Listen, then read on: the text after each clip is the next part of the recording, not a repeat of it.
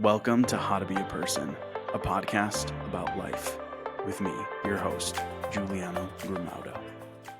All right, Kristen. Hi, Thanks so much for joining me again. Let's go. So excited.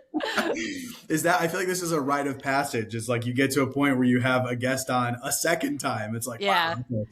Yeah. I guess I've been doing a lot of these, so it's exciting. I'm happy to have you back. I think, of all of the guests that I've had, you're definitely at the top of the list that I would have wanted to have back. Yay. I feel like we talked so much last time, but I feel like we could have talked so much more. Yes. So I'm excited to chat again.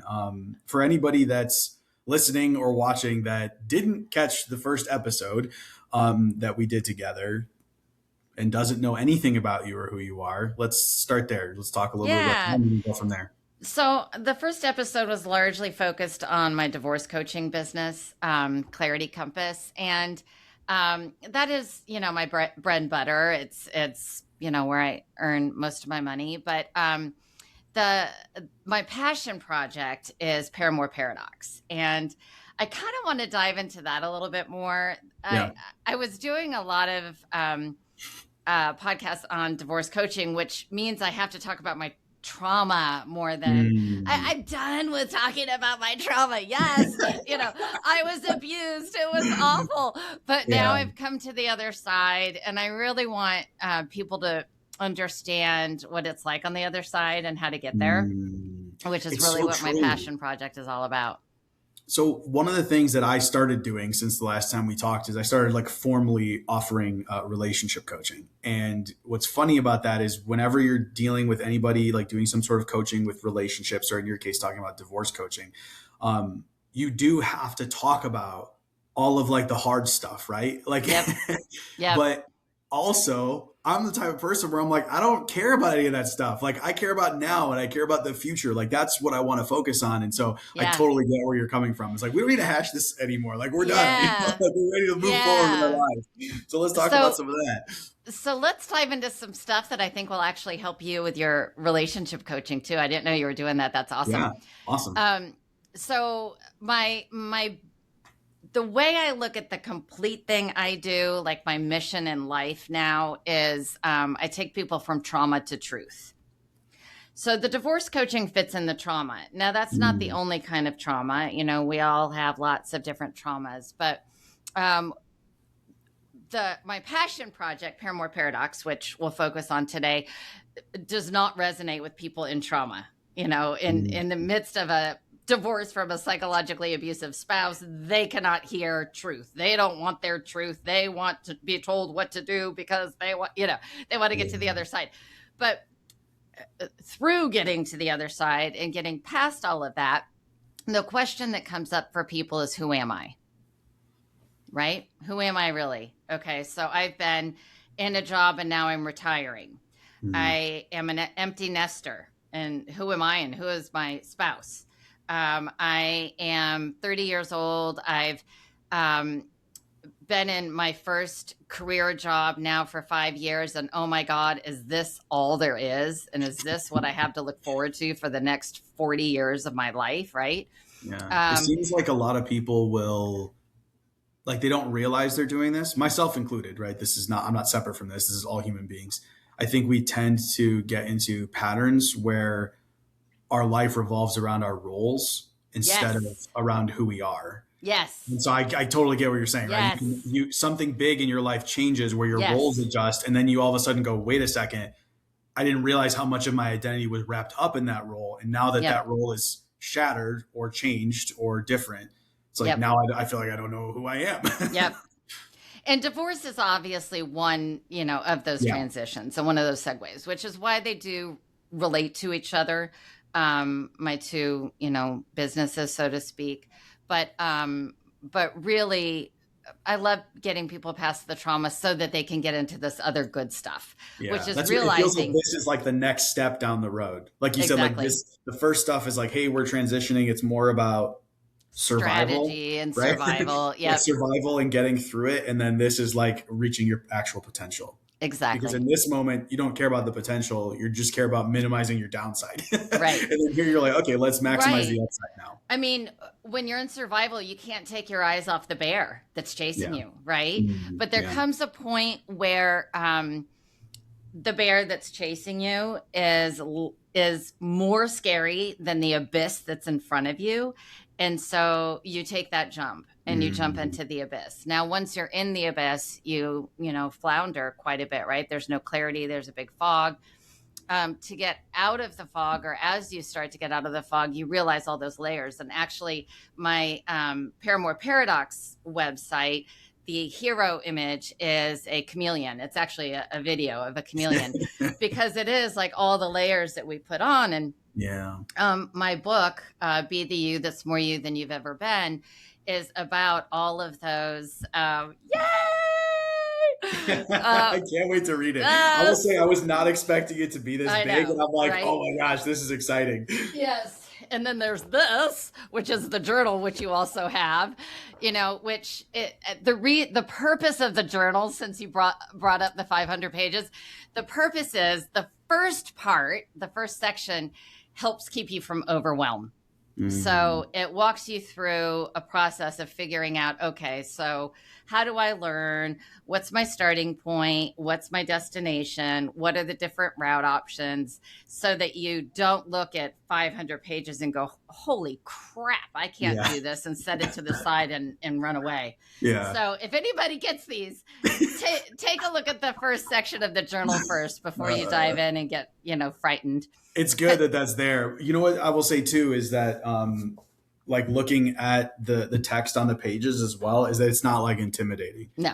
Because like if you look at like all of the like how thick it is, you go, oh no, it's big. But then when you open it, you go, oh okay. It's Yeah. not like it's like a textbook where it's like super like tiny text on every page. You're like, oh okay, this is great. It's just Yeah. kind of like it's just like big in this way. It's not big in Yes. like super. Yeah, so it's great. And the other thing to note, I don't know how much you flipped through it, but the book is so for every 20 pages of like content, there's about 60 pages of questions and exercises. So it's less about learning information and it's more about hearing your truth.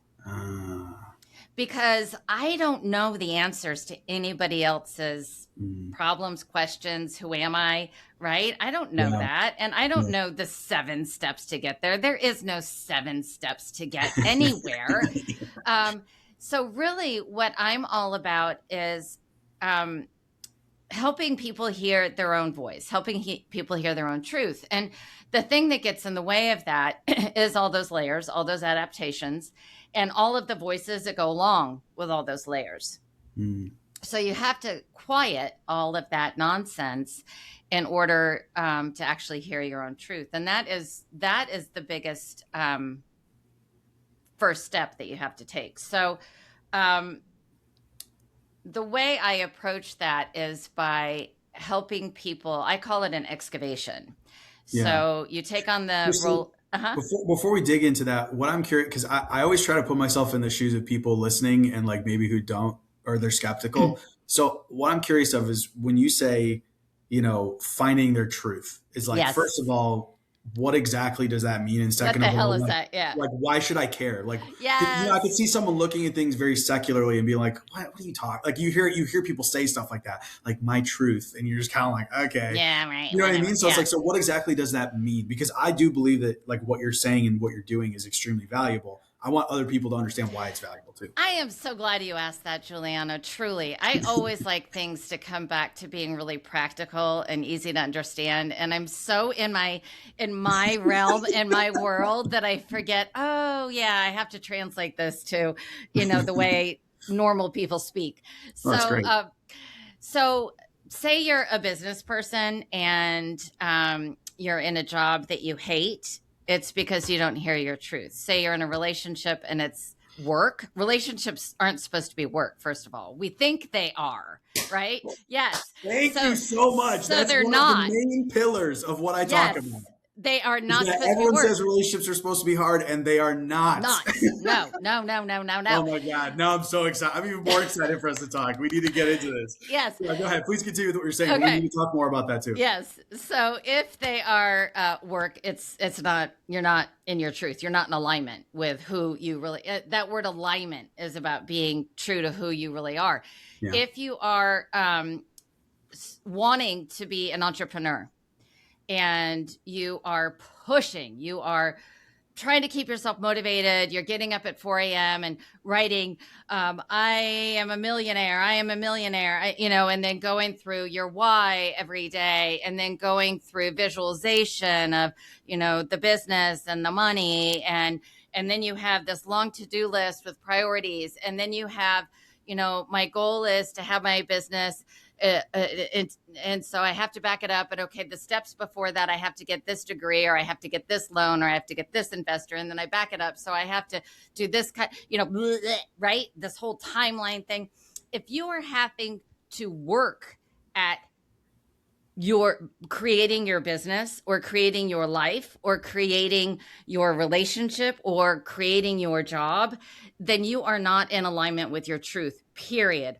Yeah. Mic drop, period. Yeah. Okay. And it doesn't mean that you can't have success in any of those things by doing it that way. It just means that you will do so out of alignment with your truth. Yes. So it means it'll be work. So there are people will go, oh, but I did that, and that's how I got to where I am. And you're like, okay, so what? People, successful people, whatever term you want to use there, people, goal achievers, right, are really good at doing that. They're really good at setting a goal and achieving it. I mean, I did that. I sold real estate. I made over $500,000 a year. Yay for me. Whatever. Yeah. Was that in alignment? I actually did that job kind of in alignment with my truth without really realizing it. Sure. And I think that's why I enjoyed it and was good at it. But in general, just because you're good at hitting a goal and just because you're financially successful or community successful, that does not mean that you're living in alignment. It just means that you're really good at hitting a goal. Bravo to you. Yeah. Yes. So then what is the point then, right? For someone who's like, okay, so what's the point of living in my truth then? Isn't the point really just to get what I want anyway? No. If I just push myself, why would I? Who cares if I'm living in my truth? It is so darn. So you do not need motivation and you do not need discipline if you are living in alignment, period. You're saying so many things I've already said. It's so funny. It's in one of my books. Yeah, I love it. Yeah. You wake up and you're like, oh my God, I can't wait to do X, Y, Z. And then you stay up until 11 and you're having to discipline yourself to actually meet with friends and family and loved ones and have relationships because you're so excited about what you're doing that you can't stop talking about it. And you have to have like 80 friends because if you just have one friend, they will get so sick of you, they'll run away because you keep talking about how excited you are about everything you're doing. And flow. Okay. I have a mind-blowing story. That tells you, and this won't make sense to people who don't understand the word truth, but I have to share it anyways because it just happened a week ago. So I had this surgery, right? Carpal tunnel surgery, and you're awake for it. It's short. I got to watch it. Cool. They're prepping my arm, and I hear this woman behind me say, hey, so are we done with winter here? Because like where I'm from, there would be another couple winters and springs before spring really came. And somebody answered and I said, oh, are you new here? And she said, yeah, I'm a traveler. And I said, do you live in Adams? And she said, yes. And I said, do you live on Montgomery? And she said, yes. And I said, do you live at 26 or 28? And she said, 26. And I said, that's my old apartment. So she then came to my bedside when they were, prepping me to get out and said, okay, I obviously have to learn something from you. So like, what's the deal? And I said, well, my ride here, one of my best friends, Mark, he lives across the street from you. I met him when I lived in your place. So maybe that's it. I said, or what are your hobbies? What do you like to do, in your free time? And she said, she didn't say anything. She just looked at me blankly. And I said, do you like spiritual, metaphysical, personal development, that kind of thing? And she's like, well, I do Reiki. And I was like, okay, so there's a moon circle tonight. There's this group called Wild Soul River. They do, they have a shop with crystals and herbs and blah, blah, blah. And she said, I just got into crystals and tarot. And I'm like, okay, well, I think you need to go to this moon circle, right? Interesting. So before I could get home and call the store owner, she had already registered for the moon circle and she came and it was amazing. So the point to that story is when you're living in alignment, living in flow, living with what you're supposed to be doing, weird stuff like that happens all the time. Yeah. Stuff where everybody was asking me, how did you know she lived in your old apartment? And I just knew. Yeah. Where did that come from? What made you ask her that question? I just knew. So yeah. so I was weird. like, okay, I know this. So she and I have to connect. So I need to say this, even though she's going to look at me like I'm crazy. Everybody in the room was looking at me like I was nuts. The doctor, the physician's assistant, but I've come to not care if people think I'm crazy. And it's not that I have some superpower that other people don't have. The point is everybody has this. Yeah. Right? Yeah. If you're in alignment, if you're in flow, you just know stuff and your life just works. I mean, it just works. I have to tell you that if your life feels like work, then you need to listen to this episode because that is why it feels like work. You're not living in alignment with your truth. Yeah. No, I totally agree with you. I think so. I was just talking to my dad this morning and I was telling him how like yesterday, the way like a couple of things happened where it was just like, what? How did that's so strange that it worked out that way. And I'm being vague on purpose because sometimes it's weird, right? When you tell people, you're like, that was just a coincidence. So I'm going to leave it blank there. Sure. But my point is that things happen where you're just like, that is so strange. I was just thinking, oh, that would be nice if this happened. And it just happens. And you're like, oh, okay, cool. Thanks. Yep. It's just like things just tend to like work out, So let's talk about that. Okay. Because this is something that I wanted to talk about with you and your audience. And that is how things can shift like that and how you can have that knowing, right? And so 99.9%, 99.99999% of what we see, I mean, what is out there, wait, hold on. Let me rephrase that. We see 0.01% of reality. So 99.99999% of what's out there, we don't even see. We don't perceive it. And by see, I don't just mean eyes. I mean perceive it, right? Yeah, through our senses in any other way. And the reason, and this is science, this is not metaphysics, this is not woo. The reason for that is our brains are designed for efficiency and also for expectation. Okay. So if you expect to see these colors and expect to see a chair, then that's what you're going to see.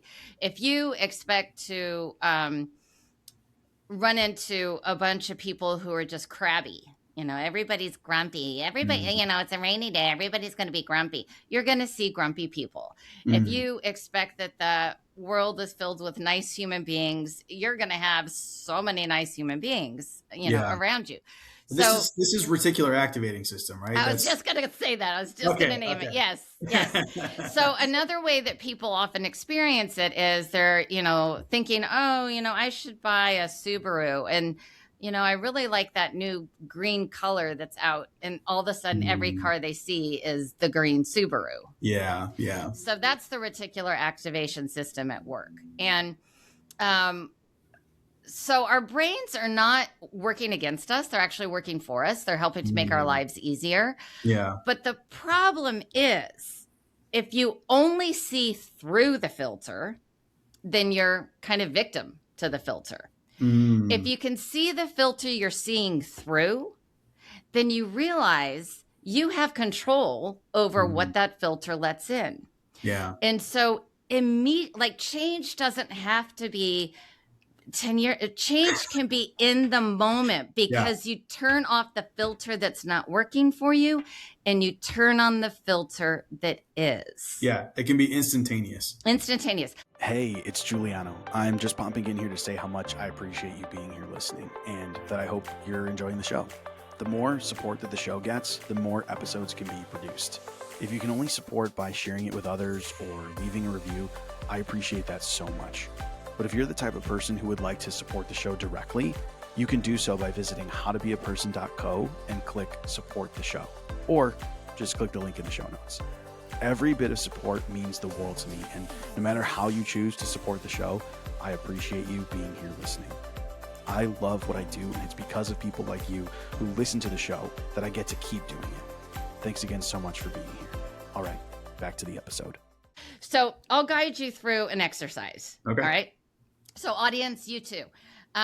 I have 4 free, I call them mind expanding experiences on my website, free downloadables. I have lots of free stuff on my website, so go check it out, paramourparadox.com. Okay. So the mind expanding experiences can also be called meditations, but people get afraid of that word. So what they do is they help you see the filter you've been seeing through, or experience the filter you've been seeing through.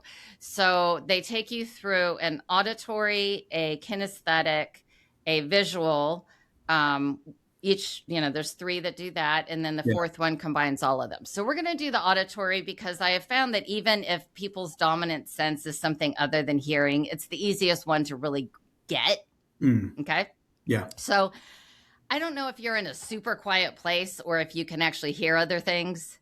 No, it's super quiet. Okay, I mean, so it's relatively quiet. There okay. might be some noise, but so it may not work for you. But for Okay. the audience, if you're in a normal environment, normal room, close your eyes and take it. And this won't take too long. I'll do the short version. But I'm going to close do your it too. eyes. I'll close my eyes too. Perfect. Me too. For those who aren't watching, I was closing my eyes. Okay. So now you're going to take in 3 deep breaths. This is not a breathing meditation, but it just grounds you. So take in 3 really deep, slow breaths, preferably in and out through your nose.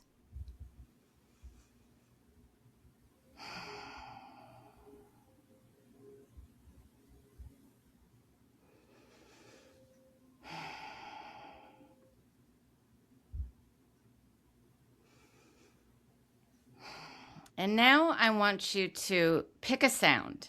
It can be any sound, a one moment sound like a honking horn, or a constant sound like the whir of your fan.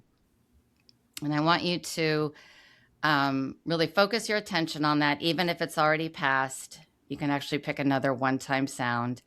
Really focus on it and immerse yourself in that sound. And now I want you to pick another sound. So leave that one behind, pick another sound. Now leave that one behind and pick another sound.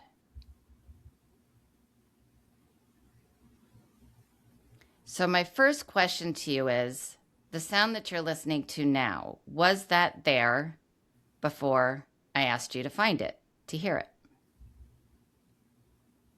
And when I asked you to hear it, what happened, right? Your mind searched. It heard, okay, find a sound. It searched.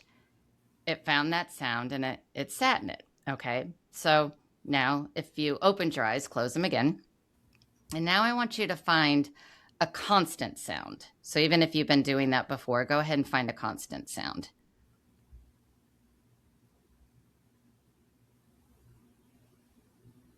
And now I want you to hear as many sounds as you can together all at once.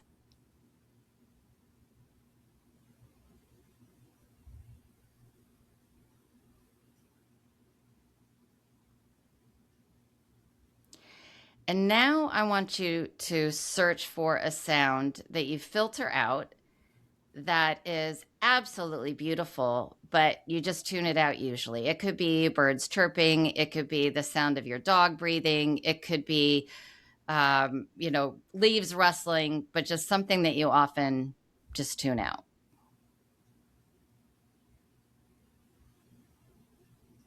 And now go back and try to expand outward, but also expand inward. So the gurgling of your stomach, the cars way in the distance, and try to hold all that in together. Okay, and then take in a deep breath and an exhale and open your eyes. I mean, you could do this for a lot longer, but you get the point. That was crazy. That Were was you able to genuinely, hear stuff, yeah. Giuliano? Yeah. Yeah. You know, what's funny is well, so first of all, yes, there were sounds, even though there's not a lot of sounds, there were like a handful that I could pick out. And there was a sound that was present the whole time that I did not pick up on until like halfway through this exercise. And I was like, what the hell? Like, I forgot about, like, it literally was so obvious, the sound that it was, that I was like, oh my gosh, I can't believe how did I miss that? Like for the first half of this exercise, like I know, like if you asked me, can you list all the sounds right now? I would have listed this one and I somehow like missed it. That's honestly nuts. So what these exercises are designed to do, and they're all obviously a little bit different because they're different senses, but what Yeah. they're designed to do is to help you see the filter you've been seeing through. Because once you realize that there's stuff you're filtering out, and even stuff that is so beautiful, like the birds chirping, then you can say, what am I filtering out in the rest of my life? Right? Yeah. And so what do I want to expand my awareness to? How do I want to shift that filter? So let's also talk about manifestation, because well, hold on. So because okay. I want to say something about this, is that I think that for some people, it is, at least this is what I always play devil's advocate. Okay. Good. So I feel like some people could be like, well, sure, it applies to our senses, but like you're telling me that there's just good people, nice people everywhere. Yes. When really this is all I experience. Yes. So let's talk about that. So one morning, test it. Go out and say, I'm going to meet all the crabby people in the world. People just suck. People are so mean. People like cut you off in traffic, and they cut in front of you in line at the supermarket, and the cashier's always grumpy. And yeah, there's lots of mean people. Yes, go out in the world, experience this yourself. You'll have a horrible day. It'll be great. Okay. So then the next day, right? And we can talk about that too. Experience. We'll talk about that. Sure. So the next day, say, okay, that was a great day. All right, now I'm going to have a good day. Now I'm going to meet all the nice people. People are going to hold the door open for me. And if I drop something on the ground, they're going to pick it up for me. And who knows, maybe even somebody will give me some money for some weird reason. And if you pay a toll on a bridge, they'll pay I used to do that all the time at the Golden Gate Bridge. They'll pay my toll for me, or whatever. And guess what's going to happen? You're going to have an amazing freaking day, right? Like crazy good. So the point, you can test this. I mean, like everything I say, you can test in different ways.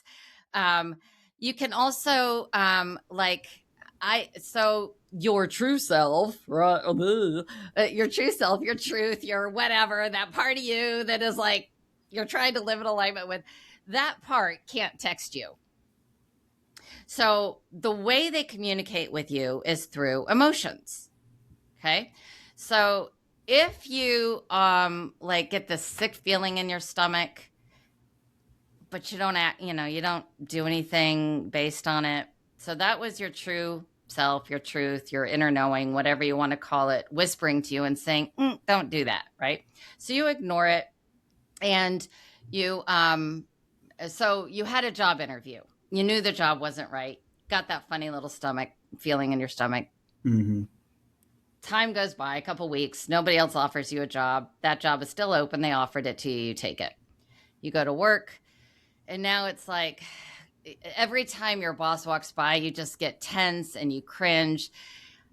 But, you just keep going, right? And now every time you go to work, when you're driving in the car, you get panic attacks, you get headaches, you get nauseous, maybe vomit in the mornings. That certainly happens to some people. So now instead of whispering or talking, you're starting to hear the yell of your, whatever you want to call it, true self. So you keep ignoring it because you've got to pay the bills and, blah, blah, blah. And now all of a sudden you wind up flat on your ass. Your spouse left you, or your kids are acting absolutely nuts because, you're not paying attention to them. You get cancer or IBD, whatever, intestinal, whatever, you get some awful disease that makes you have to stop working for a little while. So now you've been hit over the head with a 2x4 by your true self because they can't text you. And that's the only way they can communicate with you. So because of that, you can also create a different way of communicating with your true self. And you can try this too. It's pretty fun. Yeah. I did a really weird one. Okay. So usually I use 3 and 8s, and I say, if the direction I'm going with my business or my project is right, then show me a bunch of 3s. If it's really right, show me a bunch of 8s. Okay. But this other day I was like, I want to mix it up a little. I want to do red cars. Well, you don't actually, when you think about it, how often do you see red cars on the road? They're usually white, silver, black. Yeah. Like those are the more common colors, right? Yeah. So I'm like, okay, I want to see red cars if I'm headed in the right direction for my true self. So I did that in a meditation, went about my day, had my breakfast, was walking my dog, about to pick up her poop. And I remembered, I was like, oh, yeah, I got to be looking out for red cars because I asked my true self that. So I pick up the poop, I turn around, there's a red car. So then I walk down the road, I get to cross the street. There's a gas station across the way, a Cumberland's. There's 5 red trucks filling up at the gas pumps. Okay, you tell me that's not a message. Yeah. So, Yeah. okay. So, but I mean, to take it back to what we were talking about before with the reticular activating system, who's to say that that's just not, oh, I'm looking. Oh, it for cars. is. It is. But it's because of the filter.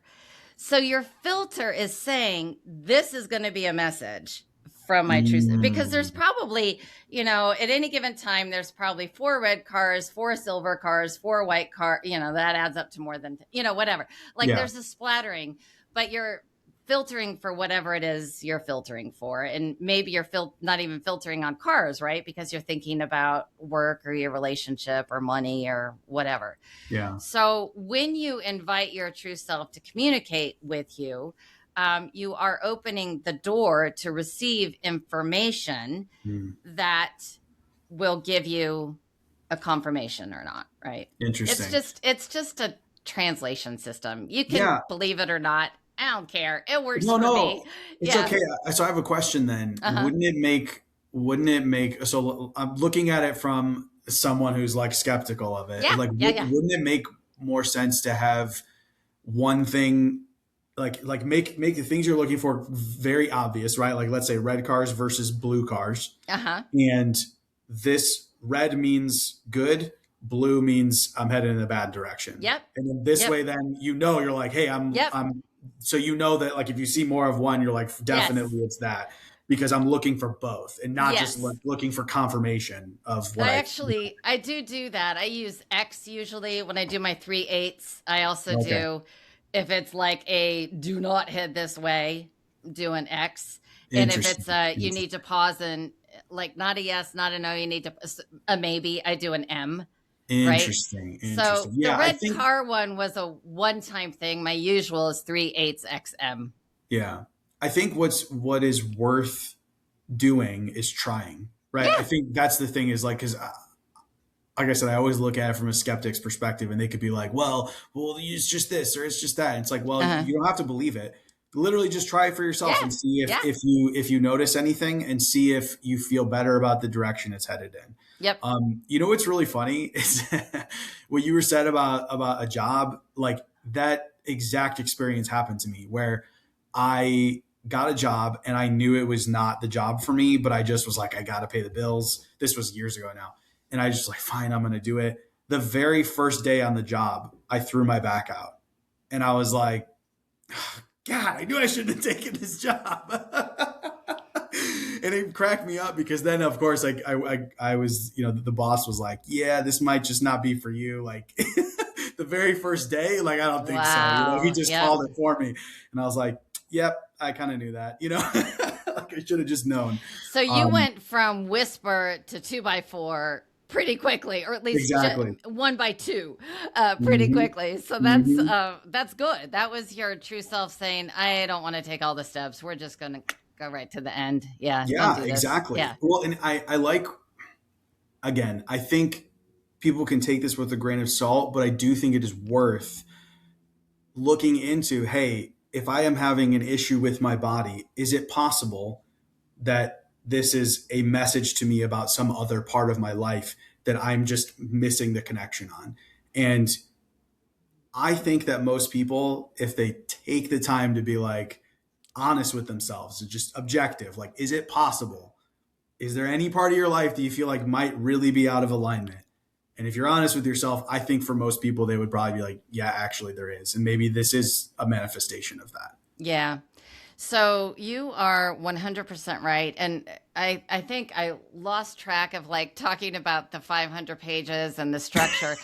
So the book, the book actually so it's divided. Okay. So first of all, the methodology, you become an archaeologist. And the first thing an archaeologist needs to do is learn about the science about where they're going to be digging, right? Yeah. So the first chapter, the book is divided into 5 sections. The first 4 are the bodies. So mental body, emotional body, physical body, energy body. And then the final section is integration. Within each of those sections, it's broken down into 3 chapters consistently. The first chapter is always the archaeologist chapter, which gives you a bunch of the latest science, philosophy, theory, metaphysics, whatever, that I don't say this is right. I report what's out there and I invite you to pick and choose what resonates. Yeah. And that's, 20-ish pages, whatever. So not a lot. And it's written really simple, but it's information so that you are equipped to do your dig. Yeah. So the second chapter in every section is the dig. It's the excavation. And that's where you're getting the artifacts. So you go from archaeologist to artifact. The artifacts are memories and experiences that either are your adaptations, so they made you who you are right now seeming, or they are your authentic self. So adaptation or authentic self. And that first chapter is what gives you the tools to figure out, okay, is this my adaptation or is this my authentic self? So now you have your artifacts. The third chapter in every section is called the web. And that is where I narrate a fictional story, sort of a sliding doors. A person is going on a path. They make one tiny little change in their life, teeny tiny little change. And it takes them in a different direction, and it also affects the world. So that's the web. And actually the final web story after the 5th section is my web story that I can actually trace back a couple webs, a couple steps, which is kind of fun.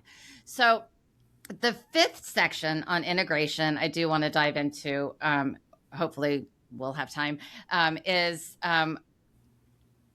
where you take on the role of the architect and you build what I call your true you 2.0 self. So it's the you that's in alignment with your truth, that word again, but it's the version that your truth wants to manifest in this, body, time, space, whatever. But I don't believe that transformation is linear. Like, it doesn't have to be linear. Because time is an artificial construct. Time doesn't really exist. Time is just a series of moments, snapshots that we put together and we call it an hour, for example. Yeah. So like those flip books that are all those still images, but when you rustle them, it looks like somebody moving. That's kind of what time really is. And again, that's science. That's not metaphysics. Yeah. So my 5th chapter, 5th section, you were just talking about the possibility, or like believing that maybe this could work or maybe this could be true. Just check to see if it's possible. So the 5th section is all about that. It's all about the possibility that you don't have to follow this linear path to get to your destination, that you can actually be that now. Okay. So I talk about, my book is not called Becoming the You That's More You Than You've Ever Been. It's not called The Journey to. Yeah, it's called Be the You That's More You Than You've Ever Been. And if you know your true you 2.0 self. And in most moments, you ask yourself, what would my true you 2.0 self be doing right now? Or how would they make this decision? Or what behavior would they have? And you do that, then you are pulling from the future into today. And there's actually science being done, research being done on retrocausality, which is the future impacting today. And it's still, so a lot of the stuff that I talk about in my 5th section is not yet proven, but a lot of things weren't proven that are now proven. Yeah, right. Sure. Yeah. So, and I tell people that I'm like, not all of this is proven. So you can pick and choose what you want. But what I want to do here is open up the possibility that maybe you don't have to take 10 years to get to your goal. Yeah. Right. That maybe you can actually do that today, tomorrow, a month from now. And that is why my transformation happened so fast. So right now in my life, for better or for worse, it looks 99% like nothing from 2 years ago. My dog is dead. My cat is dead. My stepson, who connected me to my ex, is dead. I don't even know where my ex lives. My divorce is finalized. I don't have the job that I had 2 years ago. My bank account is totally different in a good way than it was 2 years ago. I have friends. I had been completely isolated and had nobody local in my life. And now I have an amazing. So anyways, in 2 years, I took my life from this place of trauma and desperation to absolute magnificence. Yeah. And the thing is, all of you are magnificent. You have just forgotten. You have forgotten. The job, the gift we have been given in this life is the gift of remembering. Remembering our truth, remembering our past, remembering our future, making it today. So, it's something I realized a while back, and I talk about this a lot when it comes to relationships, or like the way that my wife and I met, but it applies, I feel like, to so many other things as well. And it ties into this, is that, like, we think that we want certain things, right? Like anything that we say that we want, ultimately what we really want is the feeling that we think that having that thing will give us. Right. And it could be material things, but it could just be a situation, right? Like, I want to be married, or I want to have a lot of money, or I want to do this job, right? The idea is that we believe that by doing that thing, we will have a certain feeling. Yep. And what's interesting is that if you can have that feeling, then you technically don't need that thing. Yes.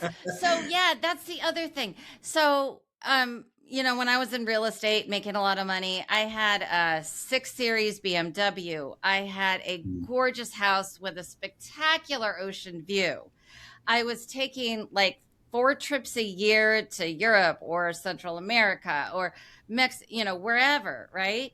I was blowing through insane amounts of money and doing all of that. And I wasn't happy.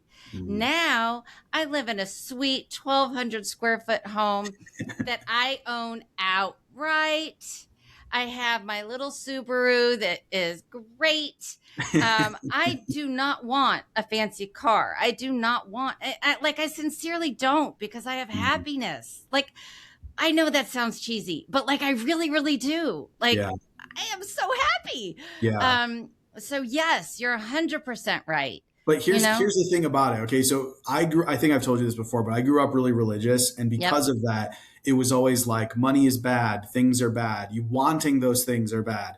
What I think is important to understand is that I don't think it's wrong to even want those things. The point is just understanding that whatever you are working towards, understanding that it's not the thing that you think you're working towards. It's the feeling that you think that thing is going to give you.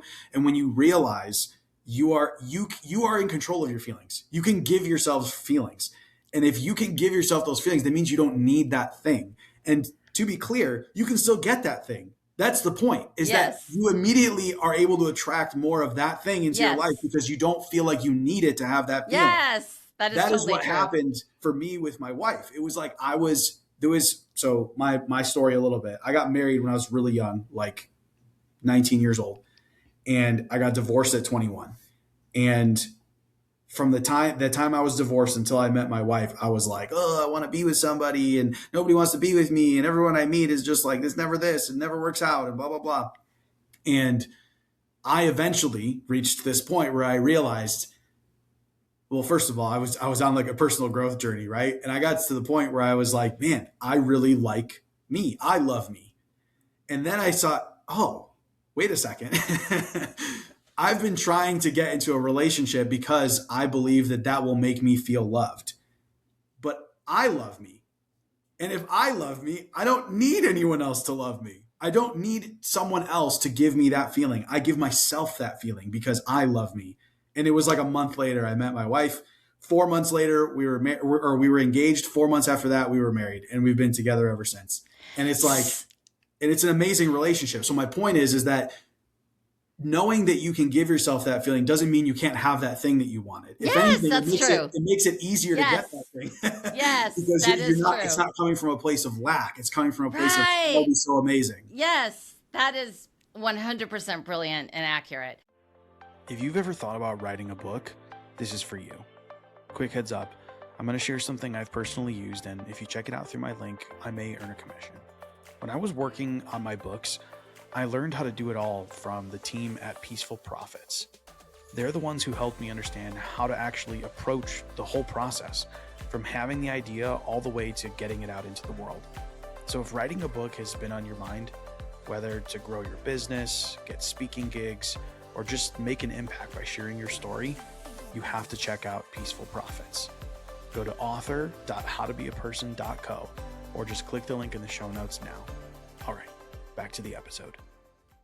And I'm kind of sitting here smiling because Paramour Paradox, there's a poem on my website that explains that company or project name, but Okay. Paramour Paradox. So paramour is like the idea of an illicit love, right? Okay. And paradox is, well, the paradox. So Yeah. Paramour Paradox is the idea that what we spend our lives seeking love outside of us, right? Yeah. But really, it's about the love within us.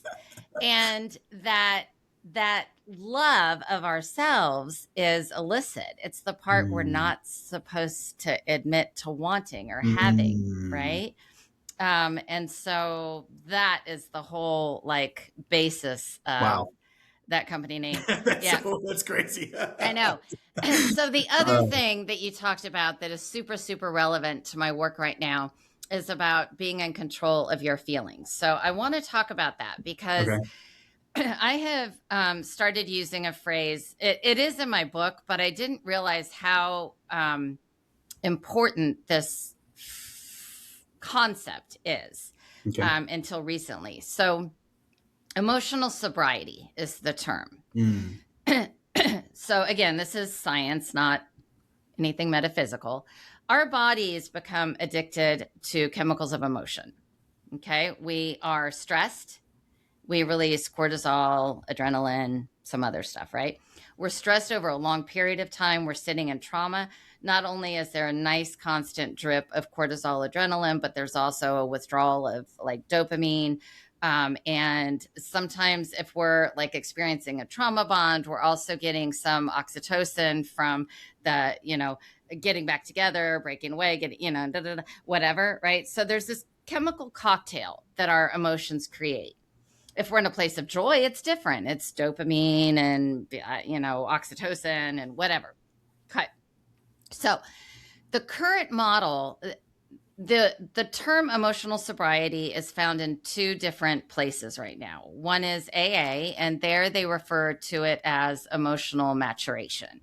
The other place it's used is in cognitive behavioral therapy, and they refer to it as emotional regulation. And the cognitive behavioral therapy model, which is also the model that Dr. Joe teaches, which is what I originally learned and felt was accurate. And it's not that it's not accurate, but I'm going to add a different layer onto it. So the current model of the loop that we get caught in is we have a thought that causes an emotion. The emotion releases a chemical, an actual chemical, and that is important, which is why I keep saying it, which then causes a behavior that causes an experience that causes the thought to reinforce it all, right? So you have a thought, I'm stupid, nobody likes me. That makes you feel yucky, so you release a chemical. That chemical causes you to stay in your house and not go socialize with people. So that's the behavior. The experience is you're lonely, which then causes the thought, see, nobody likes me, and continues the loop. Now, emotional sobriety addresses that loop from the place of the addiction. Okay. Because what happens with the existing model is if we can't control our thoughts, so we become aware, right? That, oh, okay, there's this loop. Do you ever try to control your thoughts and have much luck with it? Not, you can sit there and go, I'm smart, but it's a hard road. And so most of us wind up feeling shame because we can't do it, right? What's wrong with us? So what I started realizing was happening with me. And so I started doing research to see, is this true? And there actually is research being done that verifies that what I'm saying is accurate. Yeah. What I say happens is there's a trigger. I see somebody who looks like my ex. My body immediately produces chemicals. My brain has to sort of justify those chemicals. And so it says, oh, there's your ex and you were treated horribly by her. I was married to a woman. So there's your ex, you were treated horribly by her. So then that reinforces the chemicals because now I have a feeling of stress. And then that causes so the loop is still similar or the same, but the difference in the way that I experience it and that I think it's going to be shown more and more is that the chemical comes first. And it's because your body is trying to maintain a level of homeostasis. It knows the cocktail of cortisol and adrenaline if you've been living in stress. And just like alcohol or heroin or whatever, if you're trying to break the addiction, your body, that's what it knows is normal. And so that's what it's going to want so that you feel normal, familiar. So your body is constantly going to be looking for a source of whatever the cocktail is. So you're in a relationship. It's horrible. You manage to garner all of your strength and get out. Well, your body still needs that chemical. So what is it going to do? Usually one of two things. It's either going to help you find another really crappy relationship that the person seems exactly like your ex, or you're going to have ruminations. You're going to think, oh God, remember, your trauma story, right? Oh, remember oh, that was when she did, and you get stuck in this rumination. Yeah. That rumination, because your mind doesn't know the difference between something real and imagined. And you and I were talking about the subconscious before. So your subconscious mind, which is 99.5% of your brain or something, your subconscious mind does not know how to differentiate between something real and something imagined. So if you're imagining it, it's the same physical biochemical experience, which is why every time you actually relive, living it. Yes. Which is why, when they say like you're reliving it in your brain, it's literally like you're reliving it. Yes. All the same chemicals are being produced. All the same biochemical state is there. And it's getting reinforced. So in terms of neuroscience, the neural pathways are getting dug deeper and deeper and deeper and deeper and deeper. Fortunately, neuroplasticity has taught us that it doesn't have to stay that way forever. You can reroute it. You can create a different route. But so the subconscious mind doesn't know how to differentiate between real and imagined. So it creates the same chemistry for you. Okay. So that means it's not about controlling your thoughts. It's about getting away from the addiction. It's becoming emotionally sober. I'm not saying that's easier. As what? Yes. How's that defined? What does that mean? So emotionally sober means instead of repeating things in your life or in your brain to maintain the chemistry that is not productive, you do something different. Okay. You stop needing that chemical. Okay. And you start so how does someone do that? Like let's say they're ruminating over something, it's going over and over in their head. What is that? How do they step in? How do they step into that? This cycle. Yeah, and we're at 53 minutes or something, so I won't be able to cover it all. I will tell you. It's okay. We're a little flexible, so. Okay, and I will tell you that I have a 25-page document that, again, is not teeny tiny little print. It's nice big print, but a 25-page document called The 12 Stages of Emotional Sobriety, which sounds remarkably like the 12 steps in Alcoholics Anonymous. But it is for free on you2.0.com. So YOU, the number 2, the word point, the number 0.com. And you can download it there for free, which gives you more tools than I can cover in however many minutes you and I have. But the first step is awareness. So just like in, any kind of addiction, it's awareness to the problem. Okay. So I have this addiction to this yummy trauma cocktail that I've been drinking. And the problem with emotional sobriety versus like alcoholism, for example, is that I have a giant gopher in my yard. He's like this big and fat. Hi. So the problem, oh my God, he's amazing. The problem, the problem is if you're an alcoholic, which I used to be, I'm 2 years sober. If you're an alcoholic and you want to kick alcohol, it helps a lot to not go in a bar, not go in a liquor store, not go over to friends' houses who are going to offer you booze, right? But you can do that. You can do those things. If you're addicted to the chemicals of emotion, you're a bartender. It lives in your damn brain, and he's ready to mix up a cocktail any old time. He's holding it right there. Yeah, he's like, oh, I want it. Yeah. Go for it. Exactly. So it's important to know that and to know, you're going to fall off the wagon. It's just going to happen. So the goal with emotional sobriety isn't to never fall into that cocktail.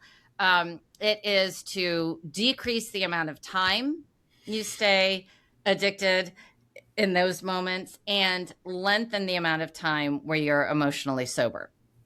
I also am realizing I need to differentiate emotional sobriety from feelings because feelings are great. I mean, if you are sad because your dog died, which happened to me a month ago, if you are sad because your dog died, for God's sakes, cry. Yeah. Feel your feelings. Feel the emotion. Get way into that emotion. Yeah. Because that's good. That is the right kind of feeling or emotion. That's not creating a cocktail. That's moving the emotion through you. Okay. Emotional sobriety is about the kind of emotions that we get stuck in to get the chemical. And you all know the difference, right? If you are constantly rereading emails that people send to you or that you send back to them, if you're replaying conversations, why did they say that? Or, ooh, I shouldn't have said that. Or, thinking, oh, when he says this to me, I'm going to say that to him. And creating conversations in your head that haven't even happened, right? Or thinking, looking at your checkbook all the time. Well, we don't have checkbooks anymore. Looking at our bank statements, on the computer all the time. Oh, God, I only have $120 in there. How am I going to make it until my paycheck? That is the stuff that is not feelings that just need to move through you. That is the addiction to the chemicals of emotion. So there are a lot of different tools that you can use, but the very first thing you have to do is become aware of the addiction, of your addiction. And you have to then start to become aware in the moment, which in order to do that, you have to live pretty much in a state of awareness as much as you can. So awareness, that's another really weird word for people who may not be deep into this. So awareness, when we were doing the mind expanding experience. Yeah. Were you aware that you were aware of doing the exercise? I don't know. So do it for a minute. Close your eyes. Okay. And search for a sound. Okay. And now search for another sound. Okay. Are you aware that you are searching for sounds? I guess, but it's so meta. You're like, right? wait, Yeah. I'm aware that I'm searching, but wait, am I aware that I'm aware? I don't know. So it becomes clearer the more you do it. And mindfulness is actually probably the best way to start to develop awareness. And mindfulness is another one of those sort of esoteric concepts. So I want to talk about it real quick because it is crucial to any kind of personal development, personal transformation, personal awakening. So you have to create this awareness, and ultimately it gets called the observer. Oh, and that's a whole nother talk. God, I could talk about this stuff for forever. We're going to have an episode 3. 3, exactly. 3 to talk about the observer. Yes. And the science behind the observer. Okay. So awareness. There's a couple really easy ways to practice mindfulness, which then will generate awareness in your overall life. Mm-hmm. So one thing that I honestly practice every single day, not every single meal, but every single day, is the first couple of bites of my food, I close my eyes, I taste the different flavors, I feel the different textures, and I am deeply aware of what is in my mouth, how it feels, how it tastes, how it smells, what it looks like. I'll open my eyes, I'll look around, and all that is doing is it's shutting down monkey mind for a microsecond, right? Because all day long we had this chatter of different voices, which is what I call monkey mind. Yeah. And there's so many in there usually. And that has to quiet down before you can break the chemical addiction to the emotions. That has to stop at least long enough for you to know it's happening. Okay.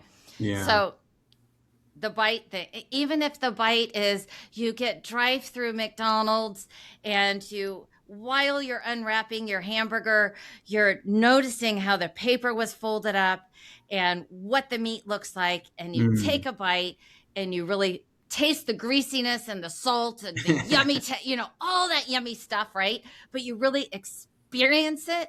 One bite, that is mindfulness. That will help you with awareness. You can also do it as you take a walk in nature. I'm going to look at all of the textures or colors or hear all the sounds, listen to my dog's feet on the pavement, hear me scrunching on the rocks, hear the birds chirping, hear the wind blowing. Like that is a practice of mindfulness. Well, okay. And which, to be clear, is kind of like the whole point of everything, right? Yeah. Yeah. I think we tend to forget that, but like when you do that, like even if someone, all they took away from this episode was I'm going to be more mindful, is like you will live a happier life because of it. It's almost like going to get a massage and like being like, I don't have time for this, so just walk around with me as I do other stuff and massage me. You're like, that's not the point of a massage, right? It's not, the point isn't to get it done. The point is to experience the massage. And it's like the same thing with our life. Like that, our point is to experience it. And so like that's step one. Mindfulness is just being, like you said, of course it leads more to awareness, but that mindfulness of everything you're doing and like taking it all in. Yes. That in itself will help. And as you develop that awareness, and again, in the beginning, it might only be one bite of food, and that's perfectly fine because the next time it might be 2 bites of food. But the more you do that, the more moments you will be aware of in your life in general. So you're in the middle of a conversation with a coworker that you absolutely hate. You just can't see eye to eye with them. It's just like not happening. And they're saying something that's just bristling you, right? And you yell at them. And then you go, oh, I just yelled at them. Okay. So then the next time you're with the same coworker, you hear them doing what they're doing. You feel yourself getting angry. You see that, and you still yell at them. That's okay.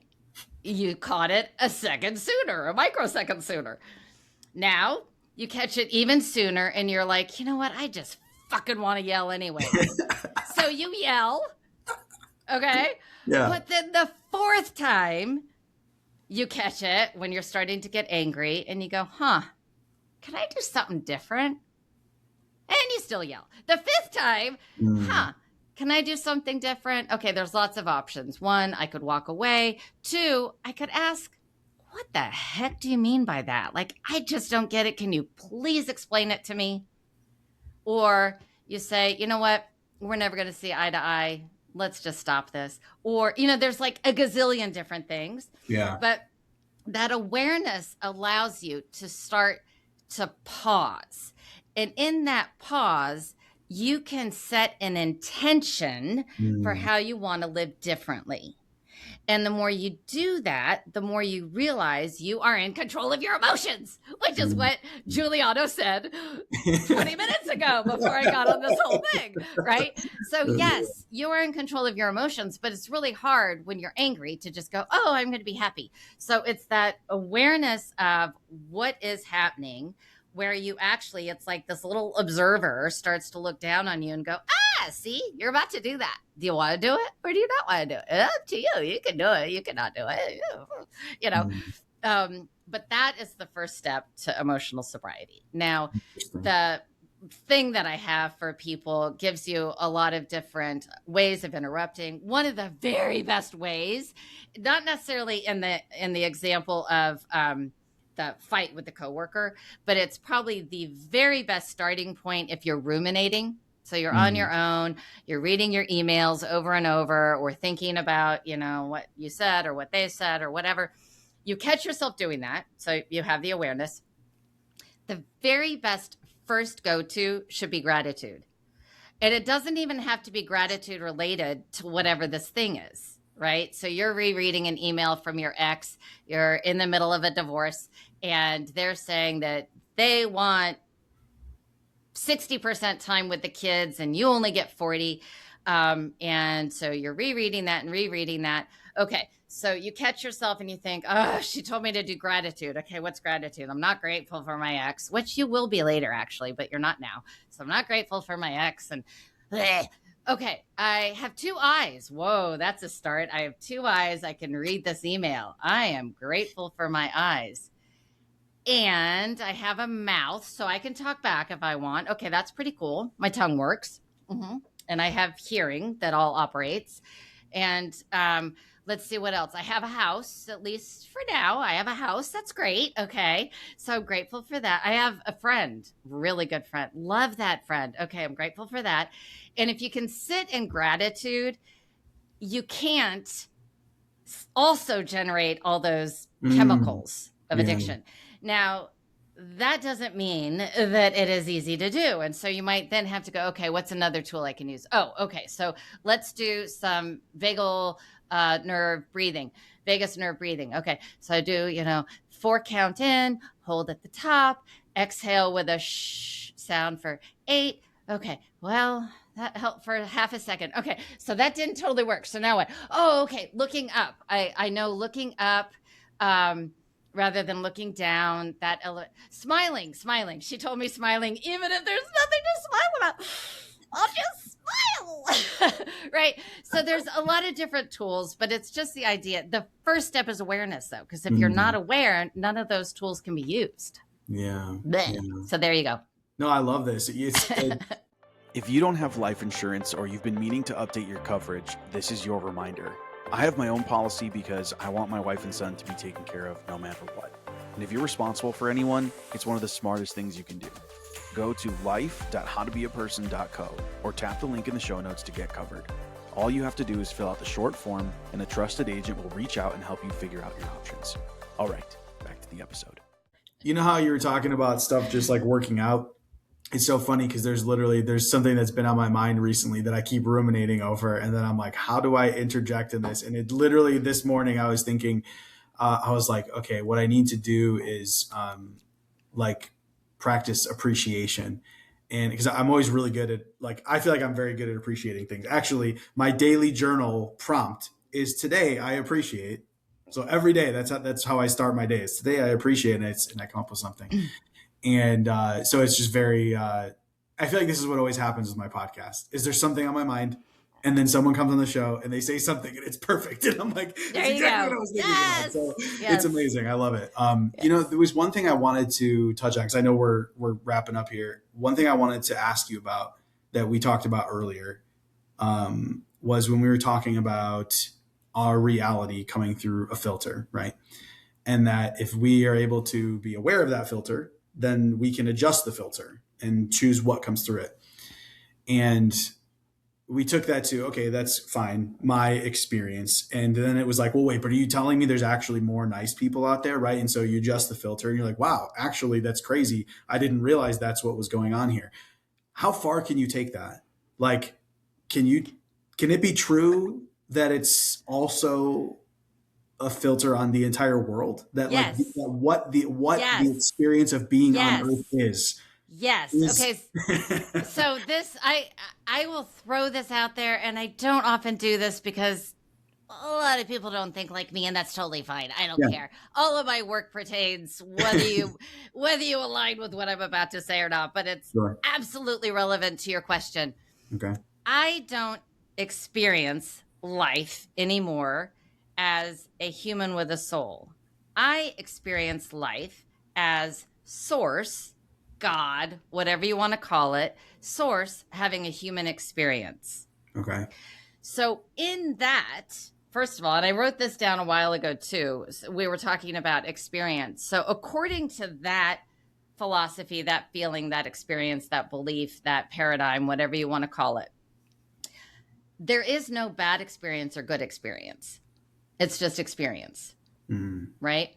So source can't have the experience of anger and trauma and grief and sorrow and passion and love and lust and source, God, whatever you want to call it, the universal consciousness, whatever, it can't do that. So we here on Earth are here to experience getting our head chopped off, getting brutally raped, whatever. I mean, seriously.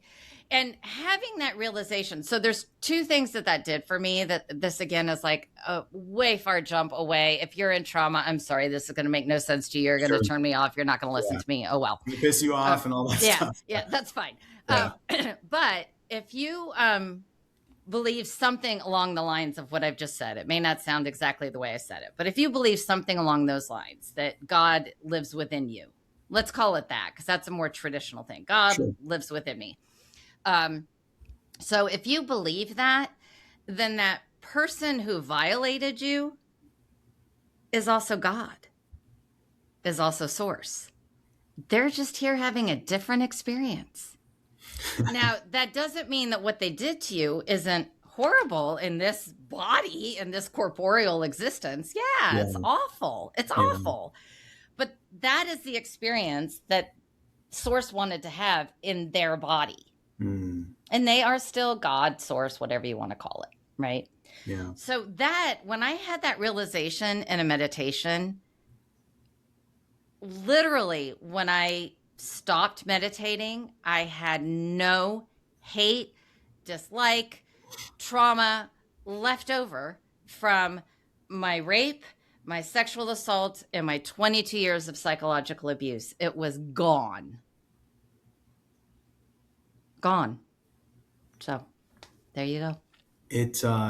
I mean, honestly, I'm resonating with like everything you're saying. And I think it also takes courage to say it because you're not wrong. Like I know that it pisses people off to hear that. It does. Because it sounds like you're justifying bad behavior, but it's so far beyond, like that feels like such a tiny, like little perspective on what the situation is versus you take this step back and you go, oh, wait a second. Yeah. Wait a second. Like you it's almost like you have this like overarching perspective that you go, oh, like what you said about there's no such thing as like good or bad experiences. Like this is what I've said. I've been saying this for a long time, and it's hard when you are very like, this isn't like a judgment, just trying to be descriptive. When you are very like material or secular right? When you say things like that, you're like, how could that possibly be true? Are you mean to tell me like rape is not bad? And you're like, it's so Yeah. hard to explain. It's so hard to Yeah. explain and put into words. And that's why I appreciate you saying it too, is because I've had similar thoughts and feelings, and it's hard to put into words, especially when you have not been the recipient of an Yeah. action like that. So it sounds just like insensitive, and it's like, well, you don't know what you're talking about. Well, But and I hearing it come have. from your mouth, that's what I I mean. have, yeah. That's what I'm saying. That's what I'm Yeah. saying. Hearing it come from your mouth, it goes, okay.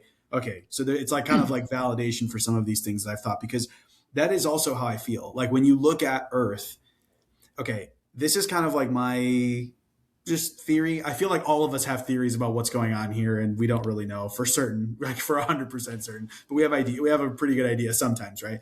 My thought process is like, if you like rewind a couple hundred years, right? We didn't have the technology that we have now to be able to even know what's going on outside of our immediate vicinity, right? And if you believe what you just said, right? Where it's like, oh, you came here to have a human experience. It's almost like playing a video game, right? Mhm. Where like you go into this world and you take on this character and you live life as that character, and you Yep. do things you would never do as a human, as a person, right? You would be like, I would never do that. I always use this example of this game that I like to play called Assassin's Creed, where you're an assassin, right? I would never murder someone, but in this game, that's all you do, right? You just sneak around and, like take someone out. And so my point is that like, but now if you say, okay, imagine you are that video game character and you're unaware of the player, you would just be like, I'm a murderer, right? And this is terrible. That's the observer and the awareness that I was talking about. Yes. But this is what I'm trying to say is that if you were just the character, then you would judge everything that's happening. And people and all the other characters in the game would be like, he's a bad guy because he's murdering people, right? If you're just looking at it from the perspective of the video game characters. Right. But if you take a step back and you look at it from the perspective of the player, you're like, this is just fun. It's not anything. Like, it's not good or bad. It's just, I'm just playing a game. And there's no judgment to be made over what happened because it's not real. Like, right. I'm real. I'm the one playing the video game. But are the video you game real? is just the video game. But are you real? Well, I'm just, you know what I'm saying? I'm looking at it in this frame. Yes. And to carry that analogy further, I'm playing Assassin's Creed, but maybe, my little cousin is playing My Little Pony and she's playing it over there and it's just fun in games and there's nothing bad and that's all what's happening. But the way I envision it is almost like we're all playing our own different games. And sometimes it feels like almost as if we're interjecting on other people's games when we're so worried about what's going on in other parts of the world. Yep. You're just like, why do you care? Like, let them play their game. You play your game. Let them play their game because if they believe what you just said, they came here to do that, right? And that's hard to wrap your mind around because when you're in it, you're like, this is not like I hate this, right? And there's people online like if you look in comment sections of people who talk about stuff like this, they're like, I would never choose this life. I'm never going to come back to Earth. Blah blah blah blah blah. All this stuff, and you're like, it's kind of funny because you're like, I don't know. I do believe that we do choose that stuff. Now, again, it's hard when you look at it because you go, man, I'm not going to say you chose it, but I will take responsibility for my own life and say I chose to have these experiences, the quote unquote good ones and the quote unquote bad ones. I do believe that I made that choice ahead of time. And if I make that decision to view it that way, I get to actually benefit from those experiences instead of living in the aftermath of them. Yes. So I always ask people, is your story serving your future? And that is basically what you just said. Because when I first left my wife, this was my story. I had to flee in the middle of the night. Not quite true. I had to flee in the middle of the night because she wouldn't let me leave. That was true. Sort of, kind of, right? I had to flee in the middle of the night because she wouldn't let me leave. So I moved to somewhere I'd never been before and I knew nobody and, right? So that story was mostly true. I mean, it was modified a little bit to make people feel sorry for me and for me to validate what I did and went through. Yeah. The story I started telling once I realized that wasn't serving my future was I was in this marriage, wasn't great, got up the strength to leave, moved to a place I'd never been, and I have had the most amazing experiences. I moved into this place, this apartment that like couldn't be better for me. And I was close to a lake to swim with my dog, and my cat had this porch to lay out on. And I found this store called Wild Soul River that has all these incredible events. And so I met this great circle. So that is also the story.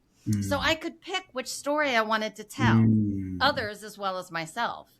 And yeah, they both are accurate. That's what's Yeah. funny. If someone could look at it and hear the story, go fact check it, and both of them would have been accurate. Yep.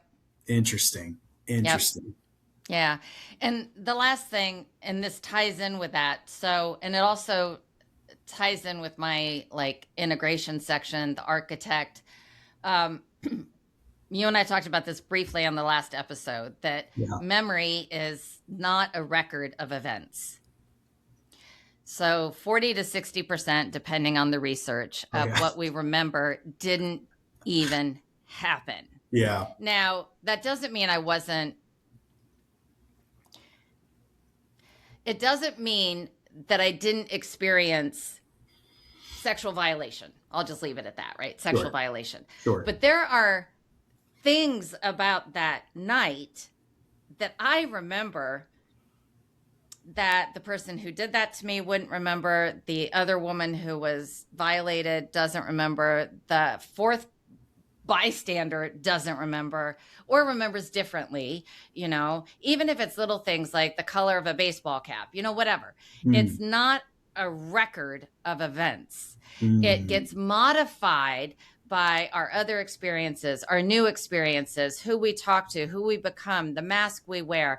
And the more we tell the story, the more it gets reinforced, but the more it also changes, you know? So my ex used to tell this story about how she went swimming in the ocean. And when she came out, the lifeguard said, oh, somebody, you know, a woman was killed by a shark a week ago there, right? But then the story became, you know, the woman was also a lesbian. And the woman also had a special needs son. She did. He died. But also had, you know, she was swimming at the same time. And I think I saw a fin out there when I was out there. And, you know, the story just gets, you know, so was some of that true? Yeah, probably. But, you know, the story like grew and expanded. Yeah. Serial killers, the reason they are so believable is they believe their story. You know, they have created memories and stories in such a way that they actually believe it themselves, so that when they tell these things, you believe it because they believe it so much that you believe them. Right? Yeah. Pathological liars. I mean, that's how that happens. So back to the story. So when you tell your story, it's not that I deny my abuse. I don't deny it. You know, it happened in whatever way it happened. It affected me, however it affected me. But I can decide what the experience I have today is from that. So I can either continue to tell the story that is going to keep me trapped there. So 10 years from now, I'm still telling the same damn story. Or I can use my filter to circle it all the way back to the beginning. I can use my filter and say, okay, well, what parts of that story do I want to keep and what parts do I want to ditch? Even though it is the same story. I'm not saying it didn't happen. Yeah. So I was tremendously willing to be vulnerable and open to people. My healing from that event that I referenced, I went through trauma therapy, which is incredible for anybody who needs to go through it. Anyways, I did this 8-hour a day, 5-day a week trauma therapy process. And the first thing that I processed was that experience. And 2 hours was me healing from my own violation. 6 hours it took me to heal from the guilt I had for not saving her because I was in freeze mode. Yeah, I remember you said that last time. Yeah, okay. So did I? So yeah, no, it's good though. It's good, yeah. So the thing is, so yeah, where was I going with that? So around the story. So the other part of the good stuff that came out of that is knowing how much I can love and care, that I could carry that kind of guilt around for so long because I cared about her so much. Yeah. Right. Yeah. So that's the good stuff. So I can now take that good stuff and make that a part of today. And kind of go, that other stuff, it happened, but it's gone. And now I want to live in, I care for people, I'm open to people, because that's going to help me get to who I really am, my future self, my true self. Yeah, I think too, it's also, how you were mentioning like details that maybe you remember that someone else there didn't remember. And there could be someone who is part of the situation who also doesn't even really remember most of it at all because maybe they weren't even very emotionally activated by it. Right, like exactly. When you think about that, what that translates to then is that your experience, not you, but anyone's experience is only holds whatever weight you choose to hold, because they all were there and all have different recollection and a different perspective and a different emotional baggage from the event, which means that it's not real. Like that's like, I don't know how to say it other than that. It's not real. It's not objectively measurable. It's something that you choose. You say, okay, I'm going to give this one 150 pounds and this is getting 20 pounds and this is getting 5,000 pounds, of emotional weight, essentially, right? Like you choose that, which means you can choose to remove the other weight. pieces. Yeah. You can pull it out and say, actually, I'm not going to give that the weight that I've been giving it. So Peter Crone, who's also brilliant, Google him. Peter Crone says, this may be your reality, but it's not your truth, or it's not true. He says it different ways, which is what you're saying. And then the other thing, Dr. Joe Dispenza, another great person to Google for anybody who cares, says memory without emotion is wisdom. Yep, so it's about that. It's about that thing of, the more emotionally charged you are about something, and that's what trauma therapy is about. It's about being able to know that something happened to you, but without having the emotional charge, because the emotional charge is what gives you the addiction to the chemicals of emotion, which is why you have to become sober from all that. Well, you know what it makes me think of is when you're talking about mindfulness and awareness. For me, when I talk about that, I use the word presence. And it's just existing right now and not existing in the future, meaning worrying about what's going to happen in the future, and not existing in the past, which is ruminating over what happened in the past. Because ultimately, if you realize that all you actually have, speaking about what you said before about time, right? All you actually have is right now. That means that everything you've experienced, it doesn't exist. It only exists in your mind, in whichever form you choose for it to exist in, right? So if you look back on your experiences with, a victim mindset, with, anger, with all of these charged emotions, then that is the reality of your past. But because your past only exists in your view of it in the present. So if you want to change the experience you've been through, you just need to change your view of it currently. And congrats, you rewrote your experience. Okay. You're able to live from it. I know. Before we get on any other topics, I know. I think we tied it all together in a nice little bow now. So this is beautiful. A good place to end. Yeah, absolutely. Kristen, this was awesome. I'm so glad I had you on again. I will definitely have you on a third time. Clearly we could keep talking. Yes. But for anybody that's listening that either wants to read your book or wants to connect with you in some way, can you let them know how to do so? Yes. So the book is Be the You That's More You Than You've Ever Been, under the name K, the initial Crabtree, on Amazon, but also on my website, paramourparadox.com. There's lots of ways to spell Paramour. I think I've I bought them all, but I'm not sure. Paramour Paradox.com. And then again, if you want to get that freebie, or if you want to chat with me, and this is my passion project, so I chat for free. It's u2.0.com, YOU, the number 2, the word point, the number 0.com. Those are all the things to know about me. Amazing. Well, like I said, Kristen, thank you so much. I appreciate you, and I hope you have a great rest of your day. You too, Giuliano. Thank you so much. Thanks for being here. If you enjoyed this episode, please leave a review or share it with someone who'd appreciate it. For everything I have to offer, visit howtobeaperson.co.